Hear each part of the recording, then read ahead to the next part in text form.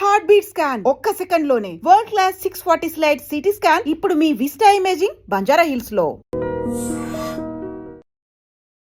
ధన్వంతరి నమః. Dear friends, నా పేరు professor doctor T Venugopalarao, Ojas ayurvedic centre, Chikkadpally, Hyderabad. Friends, diabetic పేషెంట్స్లో మనకి రకరకాల కాంప్లికేషన్స్ చూస్తుంటాం. ఆ డయాబెటీస్ దీర్ఘకాలంగా ఉంటే ఈ కాంప్లికేషన్స్ యొక్క తీవ్రత కానీ కాంప్లికేషన్స్ యొక్క సంఖ్య కానీ పెరుగుతూ ఉంటుంది. అలాంటి కాంప్లికేషన్స్లో ఒకటి ఇది డిమెన్షియా అంటారనమాట. డయాబెటిక్ డిమెన్షియా అంటే ఇది మెమొరీకి సంబంధించిన ఒక ఇష్యూ అనమాట. దీంట్లో ఏమవుతుందంటే కాగ్నిటివ్ స్కిల్స్ తగ్గుతాయి. తర్వాత బిహేవియరల్ చేంజెస్, చిన్న చిన్న విషయాలు కూడా గుర్తు లేకపోవడము, తర్వాత కోపం ఎక్కువగా రావడము, చిరాకుగా ఉండడము, ఇలాంటి మనం రకరకాలుగా ఈ డిమెన్షియాలో మనము చూస్తుంటాము. తర్వాత సోషలైజేషన్, అంటే వాళ్ళు ఒక 10 మందిలో కలవడానికి, వాళ్ళతో మాట్లాడడానికి ఇబ్బంది పడుతున్నారు. ఎందుకంటే పలానా వ్యక్తి కలిగినప్పుడు కొన్నిసార్లు వాళ్ళ మొహం గుర్తుండదు, లేదా వాళ్ళ పేరు కూడా గుర్తుండదు అనమాట. పేరు పెట్టి పిలవడానికి ఇబ్బంది పడి గుర్తురాక అది తప్పించుకోవడానికి వాళ్ళు ఈ సోషలైజేషన్ గ్యాదరింగ్లు కూడా వాళ్ళు అవాయిడ్ చేసే అవకాశం ఉంటుంది. తర్వాత వస్తువులను కూడా వాళ్ళు మర్చిపోతుంటారు. అంటే ఇప్పుడు పెట్టిన వస్తువు ఒక గంట తర్వాత కూడా అది ఎక్కడో పెట్టినని రకరకాలుగా వాళ్ళు చాలా ఇబ్బంది పడుతుంటారు అనమాట. ఇలా మనకి ఈ డిమెన్షియా ఇంకా చాలా లక్షణాలు ఉంటాయి. అది ఒక మనకు దాని గురించి ఎక్కువగా వివరణ ఇవ్వట్లేదు నేను ఇక్కడ. అయితే ఇది ఎందుకు వస్తుందని ఒక 2 లైన్లు మనం మాట్లాడుకుందాం. దాని తర్వాత దీని ట్రీట్మెంట్ ఏంటో అని మనం చూద్దాం. సో ఇది రావడానికి కారణం ఏంటంటే ముఖ్యంగా మనకి బ్రెయిన్లో ఇన్సులిన్ రెసిస్టెన్స్ బ్రెయిన్లో వస్తే దాన్ని టైప్ 3 డయాబెటీస్ అని కూడా మనకి చెప్పారన్నమాట. డయాబెటీస్ వల్ల మనకి ఇన్సులిన్ రెసిస్టెన్స్, ఒకవేళ ఇన్సులిన్ రెసిస్టెన్స్ అనేది మనకి శరీరంలో ఉంటే టైప్ 2 డయాబెటీస్, దానికి అదనంగా మనకు బ్రెయిన్లో కూడా ఇన్సులిన్ రెసిస్టెన్స్ కనుక ఉంటే దాన్ని టైప్ 3 డయాబెటీస్ అని కొంతమంది ఈ మధ్య చెప్తున్నారు. అయితే ఇన్సులిన్ ఎందుకు అంటే మనకి ఈ బ్రెయిన్ యాక్టివిటీకి ఇన్సులిన్ అవసరం అనమాట. ఇన్సులిన్ యొక్క ఇంకొక మనకి ఉపయోగాలు కేవలం బ్లడ్ మనకి షుగర్ లెవెల్స్ని తగ్గించడమే కాకుండా మనకి బ్రెయిన్ యాక్టివిటీకి ఉపయోగపడడానికి కూడా ఇన్సులిన్ అవసరం ఉంటుందన్నమాట. ఎప్పుడైతే బ్రెయిన్లో ఇన్సులిన్ రెసిస్టెన్స్ అనేది పెరుగుతుందో మనకి డిమెన్షియాకి అది కారణభూతంగా ఉంటుంది. ఓకే, దాని తర్వాత ఇంకొకటి omega 3 fatty acids, omega 6 fatty acids అనేవి కూడా తగ్గడం అనేది మనకు ఈ డిమెన్షియాకి కారణం ఉంటుంది. దీన్నే ఆయుర్వేదంలో మనకి వాత పిత్త ప్రకోపంగా చెప్పారనమాట. డియర్ ఫ్రెండ్స్, మనకి ఆయుర్వేదంలో ఈ సమస్యను ఎదుర్కోవడానికి అద్భుతమైన మనకి వైద్య విధానాలు ఉన్నాయి. దాంట్లో మీకు ఒక చిన్న ఎగ్జాంపుల్ లాగా నేను ఇప్పుడు ఒక రెమెడీ చెప్తాను. రెమెడీ అనేది కొద్ది వరకే పనిచేస్తుంది, కాకపోతే మీకు ప్రివెంటివ్గా అందరూ వాడుకోవచ్చు. స్టార్ట్ అయిందంటే మాత్రం ఇది వాడి దాని తర్వాత మీరు ఆయుర్వేద వైద్యులను సంప్రదించి దానికి సంబంధించిన మంచి మందులు ఉన్నాయి ఆయుర్వేదంలో, అవి వాడండి. సో దీన్ని మనము ఘృత మరీచం అని అంటారనమాట. అంటే మీకు తెలవడానికి ఘీ పెప్పర్ అంటే ఏమని చెప్పారంటే ఆయుర్వేదంలో శుద్ధ గవ్యం ఘృతం తప్తం మరీచైర్వా కణాన్వితం రసాయనం సదాపేయం ఘృతపానం ప్రశస్యతే రూక్షక్షత విషార్తానం వాతపిత్త వికారినాం. ఈ 4వ లైన్ చెప్తున్నాను, అది చాలా ఇంపార్టెంట్ ఈ సందర్భంలో. హీన మేధ్య స్మృతీనాంచ ఘృతపానం ప్రశస్యతే. అంటే ఎవరికైతే ఈ ఇంటెలిజెన్స్, కాగ్నిటివ్ స్కిల్స్ తగ్గుతాయో, మెమరీ పవర్ తగ్గుతుందో వాళ్ళకి, అంటే హీన మేధ్య స్మృతి అంటారనమాట, వీళ్ళకి తగ్గిన వాళ్ళకి ఘృతపానం ప్రశస్యతే. ఘృతపానము ఒక అద్భుతమైన పరిష్కారం అని చెప్పారనమాట. అది కూడా మనకి క్షీరం మనకు మరీచ కణాన్వితం అని చెప్పారు కదా. మరి ఇది ఎలా చేసుకోవాలి అంటే మీరు ఒక 1/2 లీటరు మంచి, ఇక్కడ ఎందుకన్నారంటే శుద్ధ గవ్యం ఘృతం, ఆవు నెయ్యిని మాత్రమే తీసుకోవాలి. గవ్యం అంటే ఆవు, ఘృతం అంటే నెయ్యి. గవ్య ఘృతం అంటే ఆవు నెయ్యిని మాత్రమే తీసుకోవాలి. వేరే నెయ్యిలతోని ఎటువంటి ఉపయోగాలు ఈ సందర్భంలో ఉండవు. కాబట్టి మనకి డయాబెటిక్ డిమెన్షియాకు అవసరమైనది మనకి ఒరిజినల్ జెన్యూన్ ఆవు నెయ్యి ఒక 500 గ్రాములు తీసుకొని దాంట్లో మనకి శుద్ధమైన మిరియాలను, అవి ఎంత అంటే ఒక 100 గ్రాముల మిరియాలను దంచి మీరు గిన్నెలో వేసి, ఈ నెయ్యి గిన్నెలో వేసి దాంట్లో ఒక 100 గ్రాముల మిరియాలను దంచి దాంట్లో వేసి ఒక 15 నుంచి ఒక 20 నిమిషాలు సన్నటి మంట మీద మరిగించండి చాలు.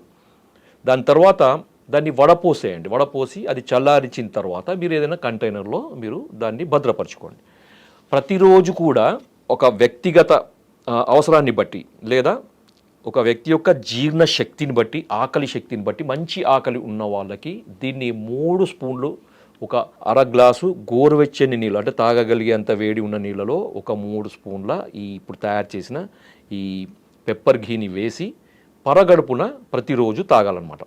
తాగిన తర్వాత తక్కువలో తక్కువ ఒక గంట వ్యవధి ఇవ్వాలి. ఎందుకంటే ఘృతము ఆవు నెయ్యి డైజెషన్ కావడానికి కొద్దిగా టైం పడుతుందన్నమాట. సో అంత టైం మనకి ఇవ్వాలన్నమాట. ఇది వ్యక్తిగత అవసరాన్ని బట్టి కొంతమందికి 2 స్పూన్లు అవసరం ఉంటుంది, కొంతమందికి 1 స్పూన్తోనే మనకి ఈ జీర్ణశక్తికి సరిపోయేంత ఉంటుంది. కాబట్టి 1 నుంచి 3 స్పూన్ల వరకు ప్రతిరోజు కూడా తీసుకోవచ్చు. ఎంతకాలం తీసుకోవాలంటే మీకు ఎంతకాలం తీసుకున్నా దీనివల్ల నష్టమే ఉండదు, ఇంకా ఉపయోగాలు ఉంటాయి. ఎందుకంటే మనకి ఆవు నెయ్యిలో ఆవు నెయ్యి అనేది భగవంతుడు మనకు ప్రసాదించిన ఒక అద్భుతమైన ఔషధం అన్నమాట. దాని యొక్క విలువ తెలియక మనకు ఇన్ని రోజులు మనకు ఆయిల్ అని ఈ ఆయిల్ అని తర్వాత కొలెస్ట్రాల్ నెయ్యి కొలెస్ట్రాల్ పెరుగుతుంది మన మీద ఒక తప్పుడు అభిప్రాయాన్ని మనకి క్రియేట్ చేసి మనకు ఈ ఘృతాన్ని మనకి నెయ్యిని దూరం చేశారనమాట. ఇప్పుడు మళ్ళీ తెలుసుకొని మళ్ళీ ఘృతం ఈ ఆవు నెయ్యి వాడండి అని చెప్తున్నారు. ఎందుకు అంటే దీని యొక్క మీద రీసెర్చ్ జరిగిన దాన్ని బట్టి వాళ్ళు చెప్తున్నారు. ఏమి అంటే ఈ నెయ్యిలో మనకి omega 6 fatty acids, omega 3 fatty acids ఉంటాయి. కాబట్టి ఇవి మెదడుకు, బ్రెయిన్ యొక్క యాక్టివిటీకి, బ్రెయిన్ యొక్క నరిష్మెంట్కి అవసరము. అదే ఇప్పుడు ఎక్కడైతే మనకు ఇంతకుముందు చెప్పాం కదా, omega 6 fatty acids, omega 3 fatty acids తగ్గడం వల్ల ఈ డిమెన్షియా వస్తుంది అని. ఫ్రెండ్స్, ఇంకొక అద్భుతమైన విషయం ఏంటంటే చాలామందికి తెలియంది ఏంటంటే మీకు ఒక అపోహ, ఒక తప్పుడు అభిప్రాయం ఏంటంటే డయాబెటీస్ ఉన్నవాళ్ళు ఆవు నెయ్యి వాడొద్దు, ముఖ్యంగా నెయ్యి వాడొద్దు, దాంట్లో ముఖ్యంగా ఆవు నెయ్యి వాడొద్దు అనే ఒక తప్పుడు అభిప్రాయం చాలామందిలో ఉంది. నిరభ్యంతరంగా వాడుకోండి. ఎందుకంటే టైప్ 2 డయాబెటీస్ రావడానికి ఒక కారణం ఏంటంటే ఇన్సులిన్ యొక్క రెసిస్టెన్స్, ఇన్సులిన్ పని చేయకపోవడము. ఇన్సులిన్ సరిగా ఉత్పత్తి అవుతుంది కానీ అది కణాలకు చేరకుండా ఉంటుంది. ఎందుకంటే ఇన్సులిన్ ప్రభావం అనేది అక్కడ ఉండదన్నమాట. ఎందుకంటే రెసిస్టెన్స్ వస్తుంది. ఈ ఆవు నెయ్యి ఇన్సులిన్ రెసిస్టెన్స్ని తగ్గిస్తుంది అనేది చాలా రకాల పరిశోధనలు తేల్చి చెప్పినాయి అనమాట. ముఖ్యంగా బ్రెయిన్లో కూడా మనకి ఇన్సులిన్ రెసిస్టెన్స్ని తగ్గిస్తుంది. కాబట్టి ఇన్సులిన్ పనిచేస్తుంది, బ్లడ్ షుగర్ తగ్గుతుంది, మనకి మెదడు యొక్క కణాలకి రక్తం ద్వారా మనకి షుగరు అనేది మెదడు కణాలకు చేరి వాటి యొక్క పోషణ సరిగా ఉండి ఈ సమస్య అనేది బయటపడుతుంది. తర్వాత ఇంకొకటి ఈ మధ్య గట్ బ్రెయిన్ యాక్సిస్ అని కూడా చెప్తున్నారు కదా. మనకి గట్కి తర్వాత బ్రెయిన్కి చాలా సంబంధం ఉంటుంది. ఎందుకంటే మనకి గట్ అనేది కూడా సెకండ్ బ్రెయిన్ అని చెప్పారు. ఎందుకు అంటే మనకు బ్రెయిన్లో అయితే న్యూరల్ నెట్వర్క్ ఎంతైతే మనకు ఉంటుందో అంతే న్యూరల్ నెట్వర్క్ అనేది మనకి కోలంలో పుట్టలో ఉంటుందని మనకి చెప్పారు. ఇదే ఆయుర్వేదంలో మనకి ఎప్పుడో చెప్పారు. అపాన స్థానము మనకి పంచవిధ వాతాలలో అపాన వాతం అనేది ఒకటి. దీనివల్ల మనకి ఈ అపాన స్థానంలో ఉండే అన్ని అవయవాలకి నర్వ్స్ సప్లై కండక్షన్ ఉంటుంది. దానివల్ల దీని అపాన స్థానం చెడిపోవడం వల్ల దాని యొక్క ప్రభావం మనకి మెదడు మీద ఉంటుందని, బ్రెయిన్ మీద ఉంటుంది, శిరస్సు మీద ఉంటుందని ఆయుర్వేదంలో కూడా ఎప్పుడో చెప్పారు. సో అది ఇంకా డీప్గా మనం వెళ్ళకుండా గట్ బ్రెయిన్ యాక్సిస్లో మనకి దానికి సందర్భంలో మనకి కోలన్ చెడినప్పుడు అంటే గట్ చెడినప్పుడు దాని ప్రభావం మెదడు మీద కూడా పడుతుంది.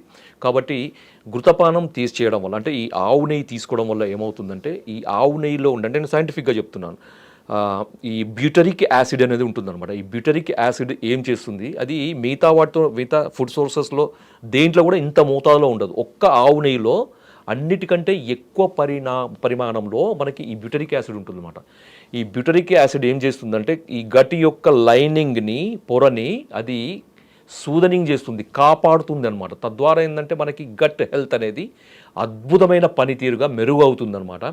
తద్వారా ఏంటంటే మనకి జీర్ణశక్తి అనేది సక్రమంగా జరిగి మనం తీసుకునే ఫుడ్ ద్వారా వచ్చే ఈ పోషకాలన్నీ కూడా మనకి బ్రెయిన్కి అందుతాయి. సార్, మరి ఇంత చెప్పారు కదా, మరి ఇది సమస్య తీవ్రత ఎక్కువగా ఉన్నప్పుడు, డిమెన్షియా అనేది చాలా తీవ్రతగా ఉన్నప్పుడు ఏంటంటే వాళ్ళు సొంత పేరు కూడా మర్చిపోయే పరిస్థితి ఉంటుంది, సొంత పనులు చేసుకోవడానికి కూడా ఇబ్బంది ఉంటుంది. వాళ్ళకి ఒక అసిస్టెంట్ ఎవరైనా తప్పనిసరిగా వాళ్ళు ఎంబడి ఉండాల్సిన పరిస్థితి ఉంది. సో అలాంటి వాళ్ళకి మరి ఆయుర్వేద మందులు ఇంకా మెరుగైన ఆయుర్వేద వైద్యం కానీ ఉన్నాయంటే ఉన్నాయి, తప్పకుండా ఉన్నాయి. దాంట్లో మనకి కొన్ని మూలికల్లో మనకి స్మృతి మిత్ర వటి, ఫ్రెండ్స్ గుర్తుపెట్టుకోండి లేదా రాసుకోండి. పెద్దవాళ్ళు ముఖ్యంగా 70 సంవత్సరాలు దాటిన వాళ్ళలో మనకి ఈ సమస్య ఎక్కువగా బాధిస్తుంది. చూసే వాళ్ళకు కూడా ఇబ్బంది అనిపిస్తుంది. బాధపడే వాళ్ళకే కాదు, అనుభవించే వాళ్ళకి కాదు, చూసే వాళ్ళకు కూడా. తర్వాత వాళ్ళకి సేవ చేయాల్సిన భార్యలు కానీ, పిల్లలు కానీ, వాళ్ళందరికీ కూడా ఒక రకమైన ఇబ్బంది అనమాట. వాళ్ళకు కూడా ఎంతోమంది అంటే వాళ్ళ జీవితంలో ఎన్నో కష్టాలు పడి, ఎన్నో పిల్లలకు పెళ్ళిళ్ళు చేసి, బరువు బాధ్యతలు అయిపోయిన తర్వాత ఒక ప్రశాంతమైన జీవితం గడుపుదాం అనుకునే సమయంలో ఇలాంటి సమస్య వచ్చినప్పుడు చాలా ఇబ్బందికరంగా ఉంటుంది, చాలా ఎంబరాజింగ్గా ఉంటుంది చూసే వాళ్ళకైనా కానీ, సేవ చేసే వాళ్ళకి కానీ. సో అలాంటి పరిస్థితిలో ఉన్న వాళ్ళకి ఈ స్మృతి మిత్ర వటి, మళ్ళీ చెప్తున్నాను, స్మృతి మిత్ర వటి. స్మృతి అంటే మనకి మెమొరీ పవర్, లేకపోతే కాగ్నిషన్ స్కిల్, తర్వాత మనకి ఇంటెలిజెన్స్, వీటన్నిటినీ కూడా స్మృతి కింద తీసుకున్నారనమాట. ఈ స్మృతికి మిత్రం అంటే మనకి అనుకూలంగా ఉండేది, ఒక సహాయకుడిలాగా, ఒక స్నేహితుడిలాగా మనకి సహాయపడేది, దోహదపడే ఈ స్మృతి మిత్రవటి. అది మేము మా ఆయుర్వేద వైద్యుల యొక్క టీం దాన్ని తయారు చేయడం జరిగింది. ఇది బయట ఎక్కడా దొరకదు, ఏ కంపెనీ ఇది తయారు చేయదు. మీరు ఎవరైనా కావాలంటే నా కాంటాక్ట్ నెంబర్ తీసుకొని నాకు కాల్ చేయండి, అది నేను పంపేయగలుగుతాను. వాడండి. పెద్దవాళ్ళకి, ముఖ్యంగా వయసు మీరిన వాళ్ళకి ఇది ఒక అద్భుతమైన వరప్రసాదం అనుకోవచ్చు. కాబట్టి మిత్రులారా, ఇంకా కూడా చాలా మెడిసిన్స్, ట్రీట్మెంట్స్ ఉన్నాయి. దాన్ని మీరు వైద్యులను సంప్రదించండి, లేదా ఓజస్ ఆయుర్వేదిక్ సెంటర్ వచ్చి నాకు అపాయింట్మెంట్ తీసుకొని వచ్చి కలవండి. మీ ఈ సమస్యకి మనకు శాశ్వత పరిష్కారం ఉంది. మన పెద్దవాళ్ళని ఈ సమస్య నుంచి దూరం చేయవచ్చు, వాళ్ళకి అనుకూలంగా ఉండే విధంగా ఈ సమస్యని మనకు పరిష్కారం చేయవచ్చు. జై ఆయుర్వేద.